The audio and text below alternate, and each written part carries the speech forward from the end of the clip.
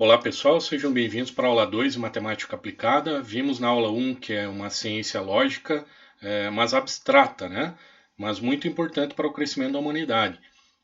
Um exemplo que eu gosto de citar científico é sempre Einstein, uma figura muito importante e conhecida, né?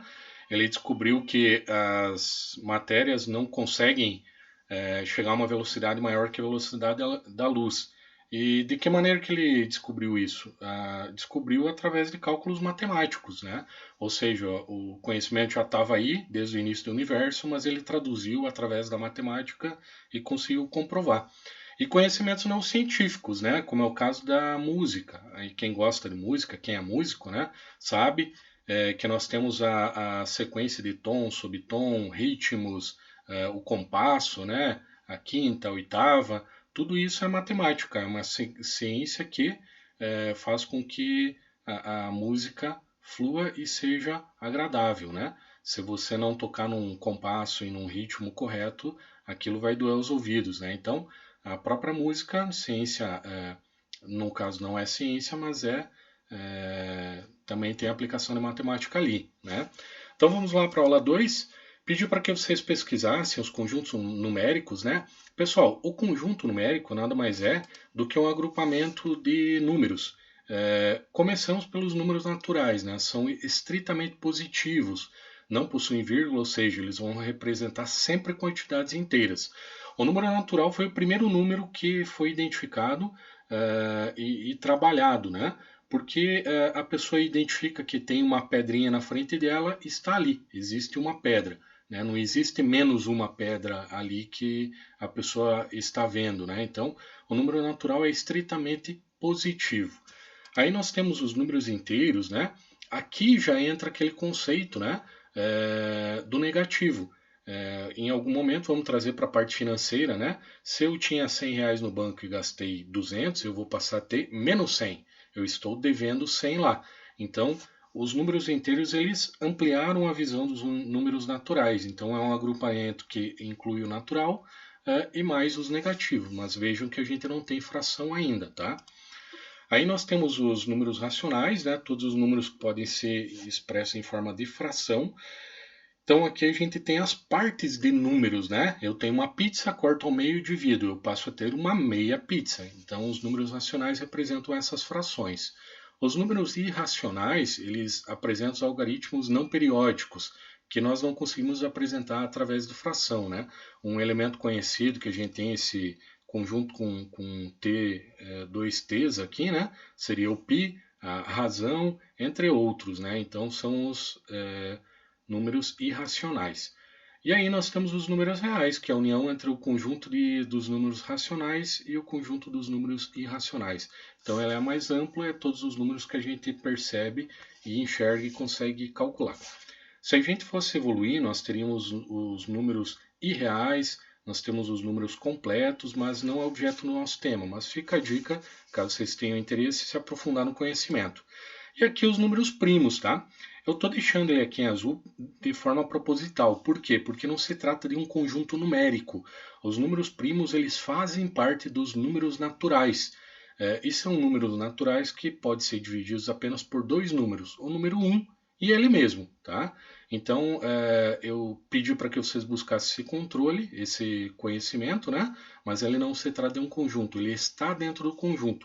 Trago aqui para que vocês saibam que o conjunto ele pode ter outros conceitos de tipos de número dentro dele, tá? Então, a grosso modo, nós começamos com os números atuais, aqueles números estritamente positivos, onde o ser humano via as quantidades e logo associou o número àquilo, né? Aí nós temos os números inteiros, né, representado pelo Z, o natural representado pelo N. Os números inteiros, então, eles contemplam os naturais, os positivos e também tem os negativos. E aí a gente tem os números racionais, que eles vão contemplar os naturais positivos, os inteiros que também têm os negativos e as frações, é representado pelo Q. E aí nós temos os irracionais, que não faz parte do conjunto do racional, e aquele que não pode ser expresso, como é o caso da razão, do π, né? E aí tudo isso faz parte do conjunto de números reais. E como eu citei, os números primos eles fazem parte dos números naturais. Uma curiosidade é que números primos, né? eventualmente a gente acredita que alguns conhecimentos, conceitos da matemática são muito pouco usados. Mas vejam, número primo é um tipo de número, uma categoria de número que é muito usado na criptografia, né? Usamos um grupo de WhatsApp aqui para compartilhar o conhecimento, um programa Jovem Aprendiz, né? E aquela criptografia que é feita de ponta a ponta, normalmente a programação faz uso de números primos. Por quê? Porque conceitualmente é muito difícil, no caso, através de cálculos, né, você identificar qual é o milésimo número primo. Número primo vai seguir uma escala e normalmente a programação faz uso de números primos com às vezes milhares de ordens, né? A gente já estudou o que é uma ordem, né? E aí fica muito difícil você quebrar essa criptografia. Então vejam, algo que parece apenas um conceito que a gente estuda na escola, algum matemático se apropriou desse conceito e, olha, números primos é relevante para a gente trabalhar isso e usou os números primos para criptografia. Então é conceitual, mas é muito válido quando a gente for aplicar em estudos e principalmente na aplicação de cálculos, certo? Então esse conhecimento vocês já tiveram, fizeram uma pesquisa, agora temos a explicação de cada conjunto numérico. Agora nós vamos nos aprofundar as operações básicas, né, pessoal? Conceitos básicos ainda, né? Mas é bom repassar porque eventualmente pode surgir uma dúvida esclarecida aqui, tá? Começamos pela adição. Aqui também vai ser um complemento em cima do sistema decimal que a gente estudou na primeira aula. Adição, né, somar, incluir, né, uma operação que junta duas ou mais quantidades, sinal sempre esse sinalzinho aqui da cruz, né, do mais. As parcelas são os termos da adição, né, então nós chamamos dos termos os itens que a gente soma, e a soma, ou total, é chamado de resultado da adição. Um exemplo aqui, 235 mais 124 igual a 359. No caso, na adição, a ordem não interfere. Se eu somo 2 mais 5 ou 5 mais 2, o resultado é 7. E assim, é importante, no caso, a gente sempre estar atento às ordens e classes, tá? Reforçando o conhecimento da primeira aula. Vamos fazer a soma de 223 com 187, né? Somar 2 com 5 é fácil. Quando a gente aumenta para dezenas, centenas, milhares, aqui fica um pouco mais difícil. Mas lembrem-se, a gente vai fazer uso do sistema decimal, que agrupa os números de 10 em 10, e vejam, trouxe aqui no ladinho vermelho para a gente relembrar que basicamente a gente usa os 10 algarismos, né? O 0 até o 9. E agrupando ele de uma forma lógica, a gente consegue criar qualquer número, tá? E sempre vão ser esses 10 aqui, tá? Temos o conceito do zero que eu falei um pouco, né? Vamos lembrar uma outra referência de números que nós temos, que são os números romanos, né? Nós temos o 1, que é um tracinho, o 2, dois tracinhos, o 3 são 3, o 5 é um V e o 10 é um X. Não, peraí, o 10 é um X. Nós não temos o zero, né, lá no romano. Então ali já começa uma diferença do indo-arábico, que é o que a gente utiliza hoje, né? Então cada número ele vai ter uma representação, ele faz a combinação sim, né? O 11 já é o x com o i, mas daí o 20 já é 2x, né? Mas lá no 100 já não é mais 10x, imagina o trabalho que daria para fazer isso. Diferença disso, o indo-arábico faz apenas uso desses 10 aqui, né? E aí o que é importante para a gente? A gente tem que entender qual é a ordem e a classe em que ele está inserido, certo? Sabendo qual é a ordem, no caso, unidade, dezena, centena, e a classe que ele faz parte, né? Se é a classe das unidades, do milhar, dos milhões, dos bilhões, dos trilhões e assim sucessivamente, a gente vai entendê-lo, tá? Ou seja, é como se a gente tivesse dentro de uma caixinha só 10 pecinhas e a gente conseguisse fazer o jogo que a gente quisesse a partir dessas 10 pecinhas, certo? Então, relembrando o conceito que a gente viu, tá? Primeiro a gente vai trabalhar com as unidades, né? Vejam, aqui a gente tem o 3 mais o 7, 3 e 7 resulta em 10, tá? Só que percebo que eu trouxe um umzinho aqui em cima. Lembrando, aqui a gente sempre vai estar trabalhando unidade. Então, 10 já é uma dezena. E a dezena, 10, representa 0 unidade, nada de unidade, mas uma dezena. Por isso que ele vem aqui em cima na dezena, tá? O umzinho em vermelho que a gente tem agora ali em cima do 2. Então nós tínhamos o 2 e o 8, agora somando as dezenas, o 2 e o 8 resultariam 10, mas a gente já tem uma outra dezena da soma anterior. Então, 1 mais 2 mais 8, nós temos 11. No caso, aqui nós estamos falando em dezenas, 11 dezenas daria 110, né? Então, por isso a gente traz o 1 aqui na dezena, e o 100, né, já seria 110, ele vai lá para a centena. Então, ele passa para o lado de cá. E agora a gente passa a ter uma centena que passou para cá, mais as duas que já tinham, e a outra que está aqui no 187. Então, somando 1 com 2 com 1, a gente chega em 4 centenas. Ok? Então, esse é um conceito extremamente simples, mas é o grande diferencial que o sistema indo-arábico trouxe para o nosso dia a dia. O que antes, lá no sistema romano, em outros sistemas de numeração, no ábaco, lá na China, né? O que se tinha uma dificuldade grande para fazer as associações e os cálculos, se tornou fácil de compreensão e fácil de operação para qualquer um. Ok? Então vamos lá agora para a subtração, né? Diminuir, tirar, né? A operação de tirar uma quantidade maior do que a outra menor. O sinal é sempre esse tracinho aqui, né? O tracinho de hífen, o sinalzinho de menos, né?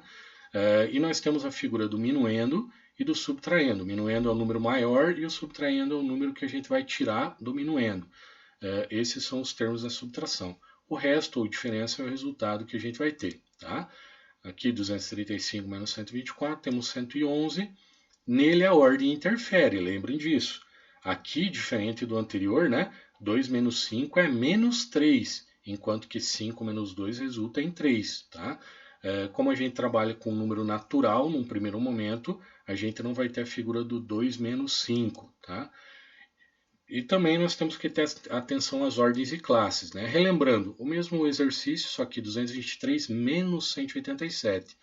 Começamos pelas unidades, mas vejam, a gente tem 3 unidades para tirar 7. Número natural a gente não consegue tirar. Né? O que a gente faz? Se antes a gente passava o que excedia as 9 unidades, né? Para a dezena, aqui a gente empresta, né? O chamado empresta 1 aqui, né? Nós emprestamos uma dezena do número 2 aqui, que eram 2 dezenas, agora passa a ser só uma, e ele viria para o 3. Então eu tinha 3 unidades, com mais uma dezena eu tenho 13. 13 menos 7 resulta em 6. Aqui em cima eu tinha 2 dezenas, mas como eu emprestei uma, ficou uma só, né? Então, menos 1 com 2 sobra 1. 1 menos 8, novamente, teria número negativo, então não vai dar também. Então eu vou ter que emprestar aqui na dezena, 1 lá da centena, tá? Daí viria para cá, então, ao invés de ser 10, passa a ser 110. 110 menos 80, sobrariam 30 dezenas, tá?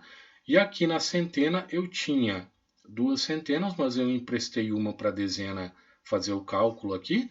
Então, menos 1 com 2 resultou em 1. 1 menos 1, 0. Ou seja, não vou ter mais centena. Então, a subtração de 223 com 187 resulta em 36.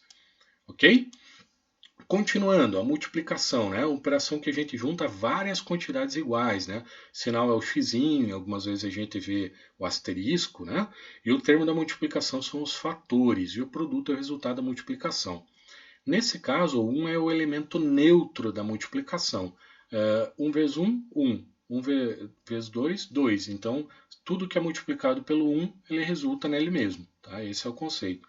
Então, 123 vezes 2 igual a 246. E agora, fazendo um cálculo usando novamente o conceito decimal, né? Nós temos 23 vezes 187.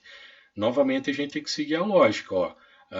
O que a gente faz é estar multiplicando o fator de baixo pelo de cima e sempre começando pela unidade.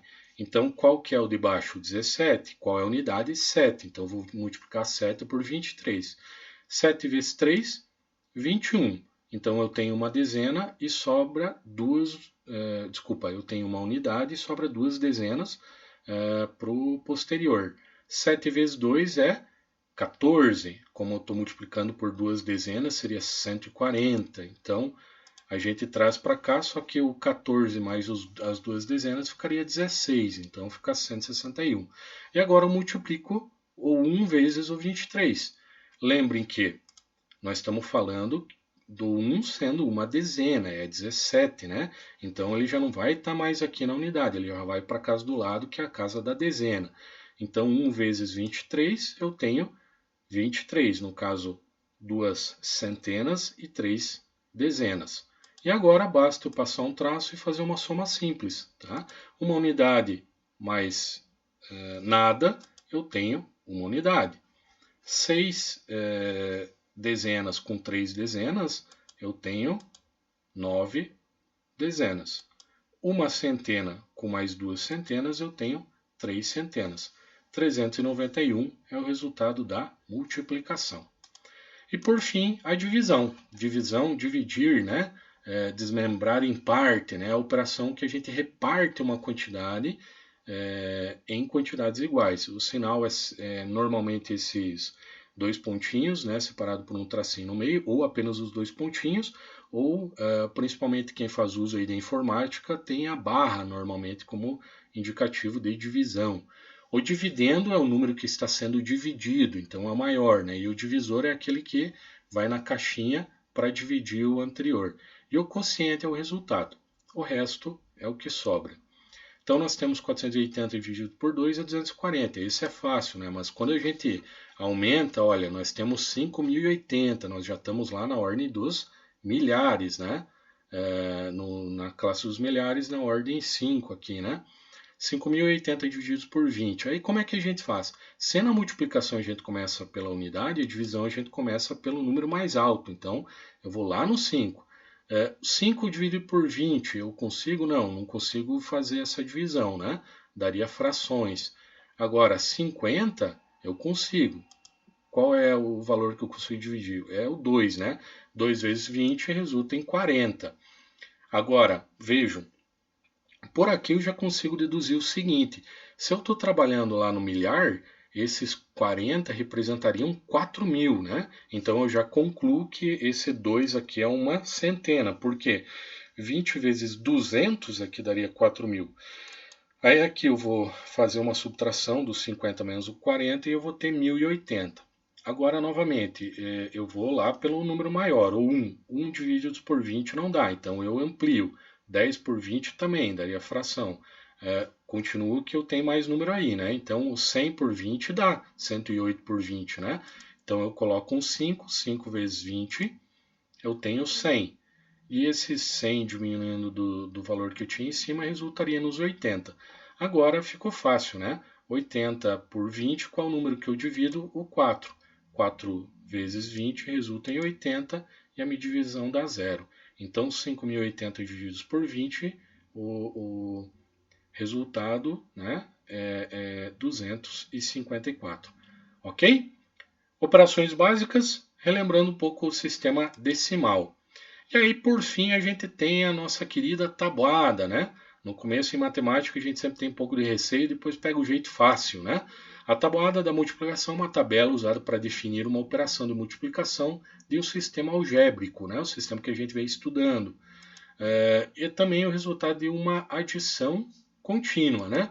Então, nós temos como exemplo, 2 vezes 4 dá 8, que é a mesma coisa que somar 2 mais 2 mais 2 mais 2, né? 4 vezes o número 2.